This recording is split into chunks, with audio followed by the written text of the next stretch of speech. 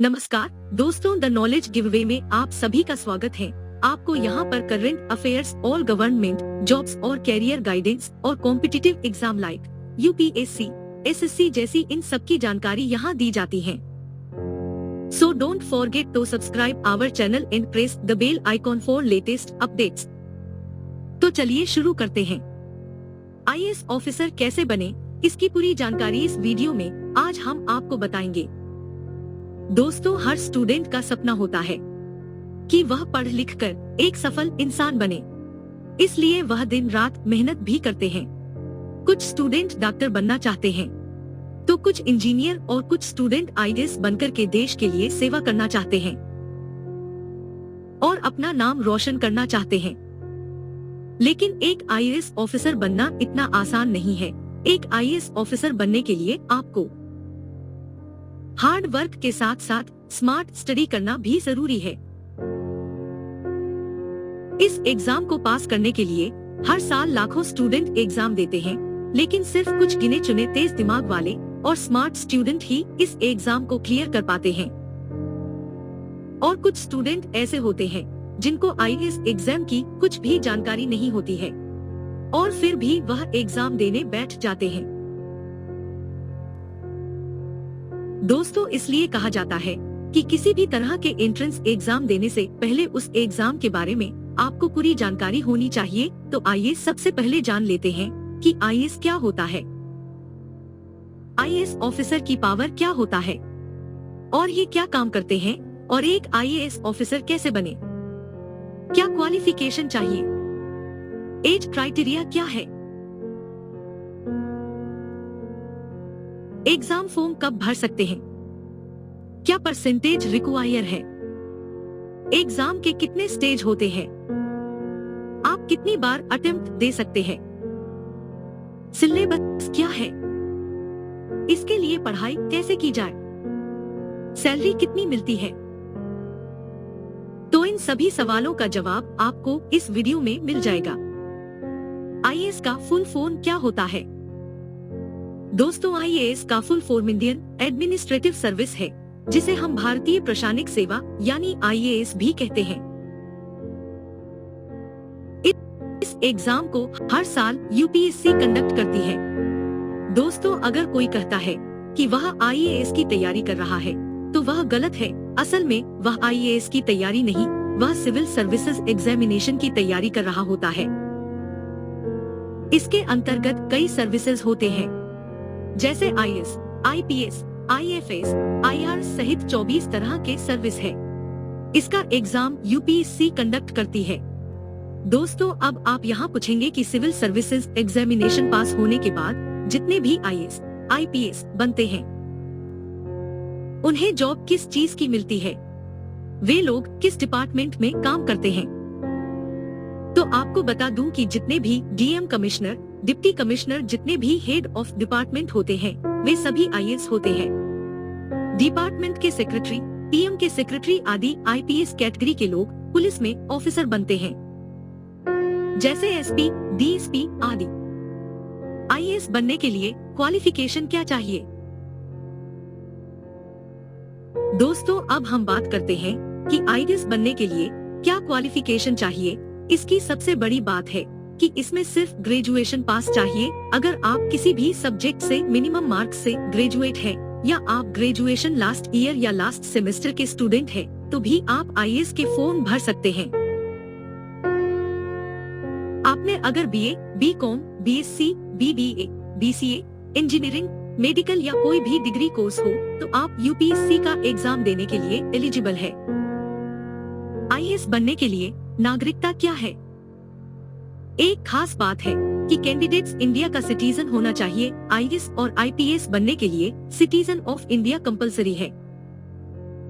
लेकिन जितने भी अंडर सर्विस है एडमिनिस्ट्रेट के अंतर्गत आईएफएस, आईआरएस आदि के लिए माइग्रेट हो सकते हैं, जैसे नेपाल, भूटान, पाकिस्तान के माइग्रेट हो सकते हैं। आईएएस बनने के लिए एज क्राइटेरिया क्या है? इसमें ज्यादातर स्टूडेंट को कंफ्यूजन रहता है। जनरल स्टूडेंट के लिए उम्र 21 से 32 साल होना चाहिए और इस कैटेगरी के स्टूडेंट सिर्फ 6 बार इस एग्जाम को दे सकते हैं। अगर आप जम्मू और कश्मीर से हैं, तो जनरल स्टूडेंट के लिए उम्र 21 से 37 साल है। वही फिजिकल चैलेंज के लिए 10 साल छूट है और वो स्टूडेंट मैक्सिमम 42 साल तक फॉर्म भर सकते हैं।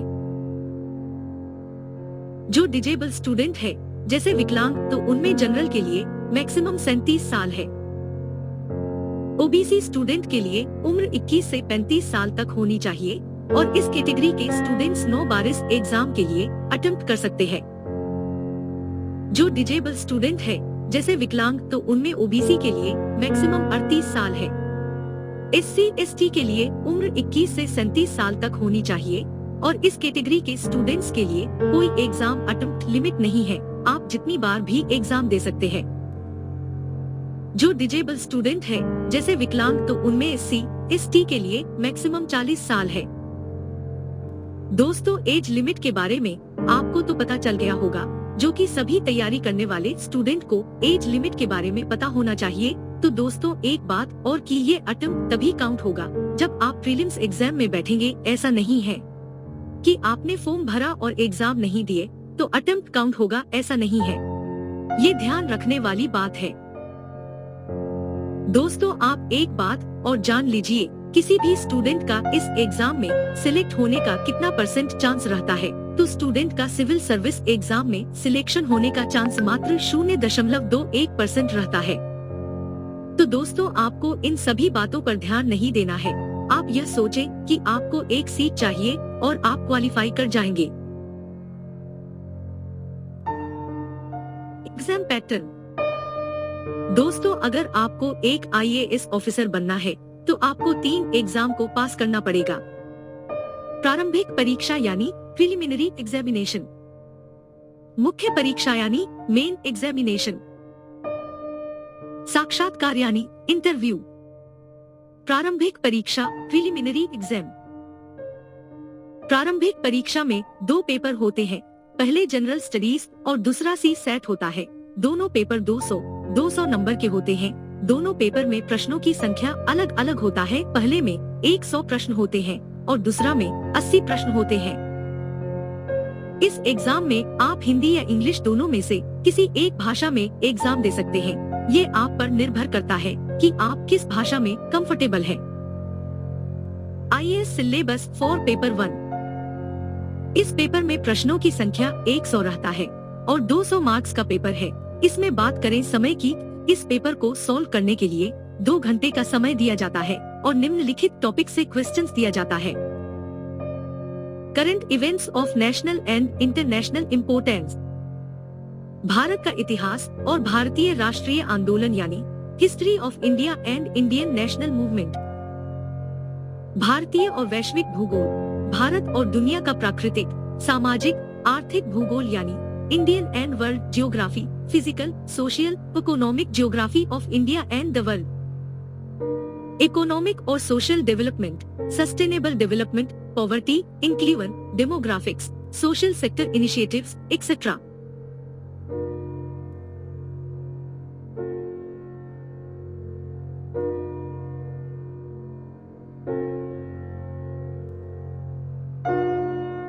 पर्यावरणीय पारिस्थितिकी, जैव विविधता और जलवायु परिवर्तन संबंधी सामान्य मुद्दे, जिनके लिए विषयगत विशेषज्ञता आवश्यक नहीं है। General issues on environmental ecology, biodiversity and climate change that do not require subject specialisation. भारतीय राज्य तंत्र और शासन संविधान, राजनीतिक प्रणाली, पंचायती राज, लोक नीति, अधिकारों संबंधी मुद्दे इत्यादि यानी Indian polity and governance, constitution, political system, Panchayati Raj, public policy, rights issues etcetera. सामान्य विज्ञान यानी जनरल साइंस। इन सभी टॉपिक से सवाल पूछे जाते हैं। इसके लिए आपको करंट अफेयर्स पर ज्यादा जोर देना पड़ेगा। आपको हर रोज न्यूज़पेपर पढ़ना है, 2 घंटे 3 घंटे हर रोज पढ़ना है। आपको जनरल इशू पर फोकस करना है। वर्ल्ड में क्या चल रहा है, इंडिया और दूसरे देश के बीच क्या डील हो रही है। आपको 10th और 12th तक के बुक को पढ़ जाना है। IAS syllabus for paper 2। Comprehension, interpersonal skills including communication skills, logical reasoning and analytical ability, general mental ability, numbers and their relations, orders of magnitude आदि। 10वीं कक्षा के स्तर का data interpretation, chart, graph, table, data पर्याप्तता, data sufficiency आदि। 10वीं कक्षा के स्तर का। दोस्तों अब सवाल आता है, पहला और दूसरा पेपर में अंतर क्या है? आपको ये जानना बेहद जरूरी है कि दूसरा वाला सिर्फ क्वालिफाइंग पेपर है, इसमें आपको 66 अंक लाने होंगे। पहला पेपर आपका मेरिट बनाता है, जिससे आप मेन एग्जाम के लिए क्वालिफाइंग कर सके। दोस्तों एग्जाम में मल्टीपल चॉइस क्वेश्चंस होते हैं, जिसमें आपको ऑप्शन दिया जाता है। दोस्तों ये तो थे प्रिलिमिनरी एग्जाम के बारे में। दोस्तों प्रिलिमिनरी एग्जाम सिर्फ क्वालिफाइंग स्टेज होता है, ये एक प्रक्रिया है। इस सेकेंड स्टेज में जाने का मतलब मेन एग्जाम में जाने का। मेरिट के लिए प्रिलिमिनरी का मार्क्स नहीं जुटता है। मुख्य परीक्षा मेन एग्जाम। तो दोस्तों अब बात करते हैं मेंस एग्जाम के बारे में। मेंस एग्जाम में कुल 9 पेपर होते हैं। टोटल मार्क्स 1750 नंबर का होता है। 9 पेपर में से 7 पेपर पर ज्यादा ध्यान देना है, क्योंकि मेरिट जो बनाई जाती है इन्हीं 7 पेपर से बनती है। इसके अलावा 2 पेपर क्वालिफाइंग होता है, इनके मार्क्स काउंट नहीं होते हैं, लेकिन आपको 33% नंबर लाना पड़ता है।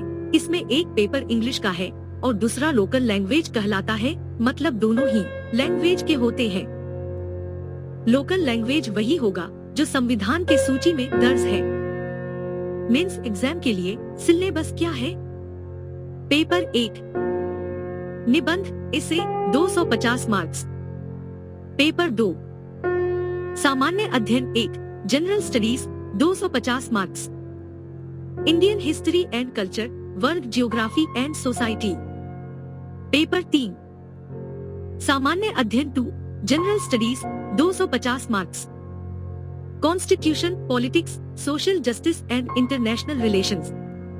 पेपर 4 सामान्य अध्ययन 3 250 marks. Technology, economic development, biodiversity, environment, security and disaster management.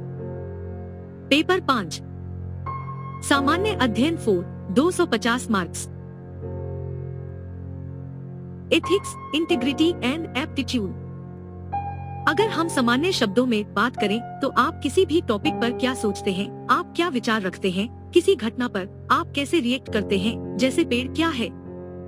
इसका जवाब अलग अलग लोगों के लिए अलग अलग होगा। जैसे किसी के लिए पेड़ फल देने का काम करता है, किसी के लिए छांव है और किसी के लिए खूबसूरती का प्रतीक है। Paper 6 optional subject. Paper 1 250 marks. Paper 7 optional subject. Paper 2 250 marks. UPSC cut off score कैसे तैयार किया जाता है? The cut off marks for IAS, IPS and IFS civil service exams varies from year to year based on the performance of the students. साक्षात्कार यानी interview. दोस्तों अब आ जाते हैं इंटरव्यू लेवल पर, जिसे पर्सनैलिटी टेस्ट भी कहते हैं, जो कि करीब 45 मिनट का होता है। तो आपको इंटरव्यू क्लियर करना होगा। यहाँ पर कई इंटरव्यू लेने वाले पैनल होते हैं जो आपसे काफी मुश्किल और ट्रिकी सवाल पूछते हैं, तो आपको इसके लिए तैयार रहना होगा और आपको इस राउंड को भी क्लियर करना होगा, तभी आप एक IAS ऑफिसर बन पाएंगे। यह काफी टफ होता है, क्योंकि यहीं पर आपकी असली परीक्षा होती है। ज्यादातर टॉपर ने बताया है कि स्टूडेंट PT और मेंस एग्जाम तो पास कर जाते हैं, लेकिन इंटरव्यू में रिजेक्ट हो जाते हैं। इंटरव्यू में रिजेक्ट होने के कई कारण होते हैं, जैसे स्टूडेंट में कॉन्फिडेंस की कमी, बात करने का तरीका, इंटरव्यू रूम में इन करने का तरीका, आपने ड्रेस कैसा पहना हुआ है, इन सभी चीजों पर वहाँ फोकस किया जाता है।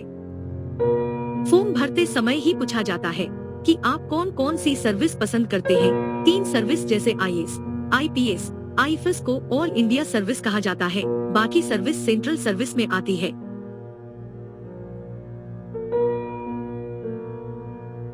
IAS की ट्रेनिंग पूरी करें।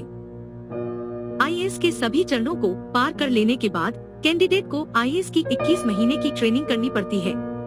IAS आईएएस की training Lal Bahadur Shastri national academy of administration से शुरू होती है और उसके बाद उन्हें 12 महीने के लिए जिला परीक्षण दिया जाता है। इस ट्रेनिंग को पूरा करने के बाद ही आप आईएएस ऑफिसर बनेंगे। आईएएस ऑफिसर क्या काम करते हैं? आईएएस अफसर के कर्तव्य के कुछ उदाहरण: राजस्व कलेक्शन, कार्यकारी मजिस्ट्रेट, मुख्य विकास अधिकारी सीडीओ, जिला विकास आयुक्त, राज्य और केंद्र सरकार की नीतियों को अमल करवाना, पॉलिसी बनाने और निर्णय लेने में मदद करना, जिले में योजना बनाना और उचित निर्णय लेना, और भी बहुत सारे कर्तव्य। आईएएस ऑफिसर की सैलरी कितनी होती है? दोस्तों, अब आपके मन में एक सवाल होगा कि इतना तैयारी करने के बाद मेरा सैलरी कितना होगा? तो दोस्तों, इनकी सैलरी अलग अलग होता है। जैसे आपका रैंक क्या है, आपको किस कैटेगरी का जॉब मिला है। जैसे डीएम का पे स्केल 50,000 से 1.5 लाख, मंत्री के सचिव या विभाग के सचिव को 1 लाख से 2 लाख, चीफ सेक्रेटरी को 2 लाख, कैबिनेट सेक्रेटरी को 2.5 लाख मिलता है। इसके अलावा बहुत सारे फैसिलिटी प्रोवाइड किया जाता है। How to apply for IAS exam. दोस्तों, आईएएस ऑफिसर कैसे बने इसकी जानकारी तो आपको मिल गया। अब आप सोच रहे होंगे कि इस एग्जाम का फॉर्म कैसे अप्लाई करें, तो आप इसकी जानकारी के लिए यूपीएससी की वेबसाइट पर जा सकते हैं https://upsc.gov.in/। मुझे उम्मीद है कि आईएएस ऑफिसर कैसे बने इसकी पूरी जानकारी आपको पसंद आया होगा। अगर आपको पसंद आया तो इसे सोशल मीडिया पर शेयर जरूर करें और आपको यह जानकारी कैसा लगा नीचे कमेंट बॉक्स में कमेंट करके जरूर बताएं। Please like, share and subscribe our channel. Finally, thanks for watching. Have a nice day.